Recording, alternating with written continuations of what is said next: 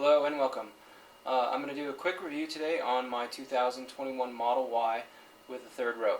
I'm going to show some of the tricks and mods that I've done so far, show what basic features the car has in terms of its build, and then also go over how I feel it's best to put your car seats if you're a family with 3 children.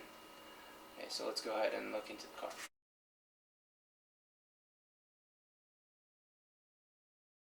You can see that my build has the new center console. It has, and also came with, which is a little bit unexpected, Tesla USB dongle. One of the things that I did in my Model 3 was to protect this piece from scuffs from shoes. I put a cheap layer of carbon fiber wrap on it. So you just pull this up, either pop that off or don't, and then this is Vivid, I think. Vivid, V-I-V-I-D. And just cut it to some arbitrary length that you want and install it. Use a hair dryer or heat gun if you want, just to get that nice and tight. And so that helps prevent all this plastic from getting scuffed. I've also installed these little fake carbon fiber deals from, I think, Ocean Optic, or excuse me, one of those suppliers. They're kind of cheesy, and I didn't realize that the buttons aren't actually included. They are up here, but they're not down here. And in addition, on this side you can't easily pull up the emergency release, which may be a good thing because a lot of people, my passengers, actually try to open that up. And if there's some resistance, they might actually go for that button instead. But I've had these for about a year just sitting on the shelf and just decided to throw them on. My Model Y came with the 20-inch wheels, wide interior clearly. Okay, so if we move on to the back, this is my current configuration.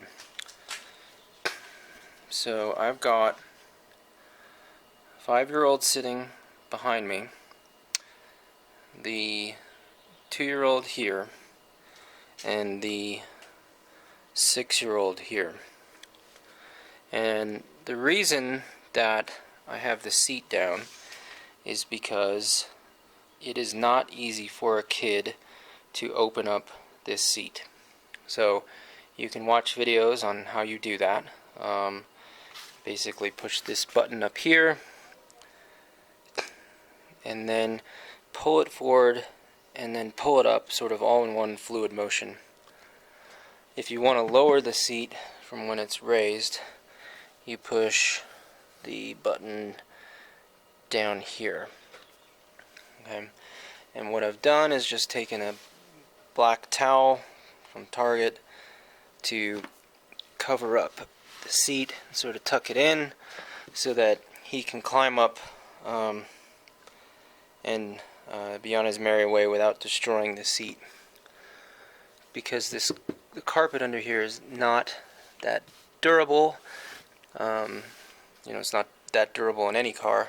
So, and you can see I have the seat purposely pushed all the way back.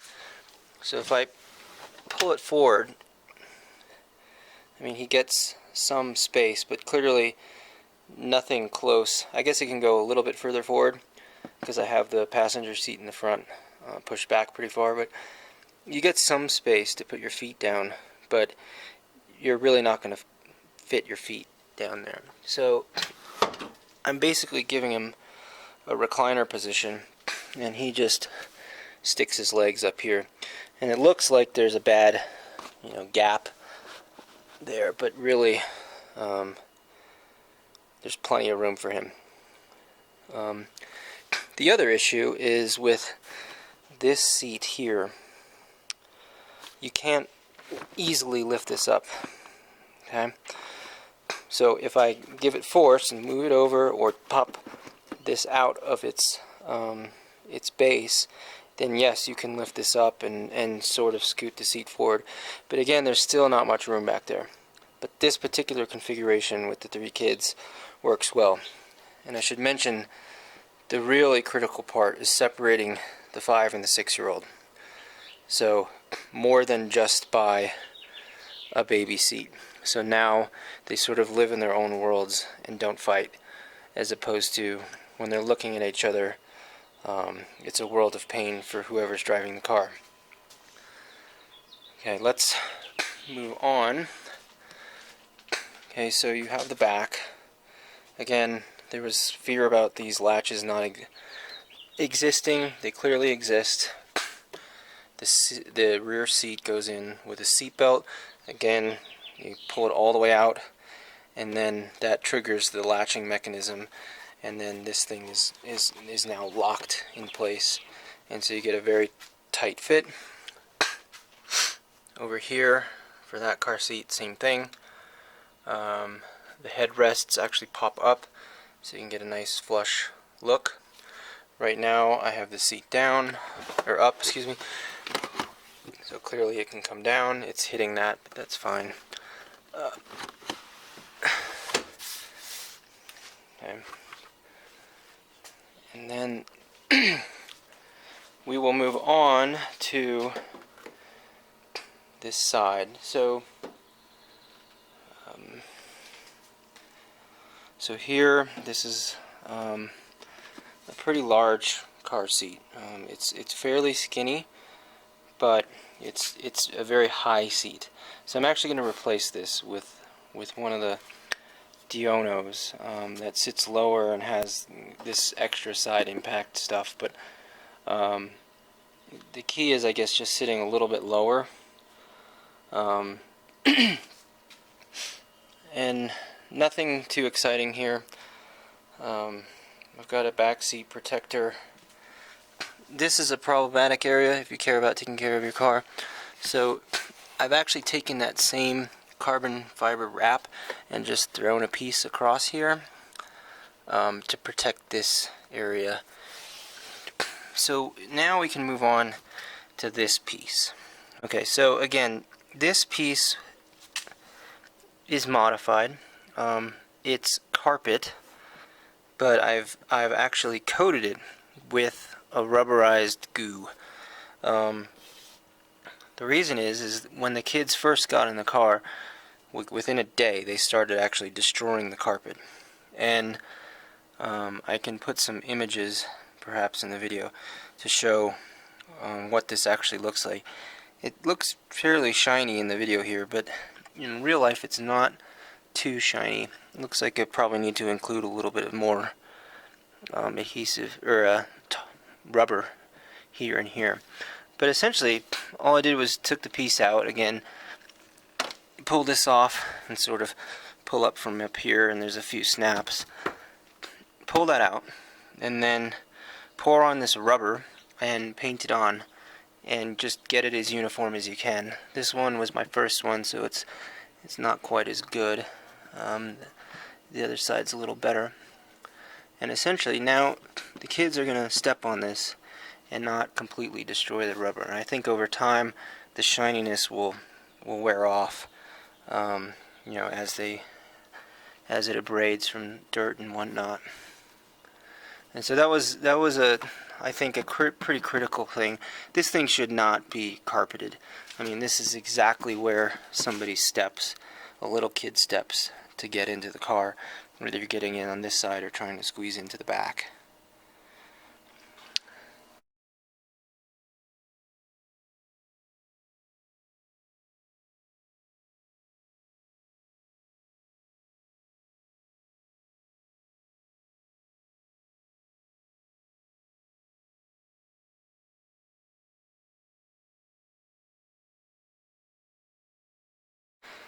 Again, this is the setup for 3 kids. It's working so far.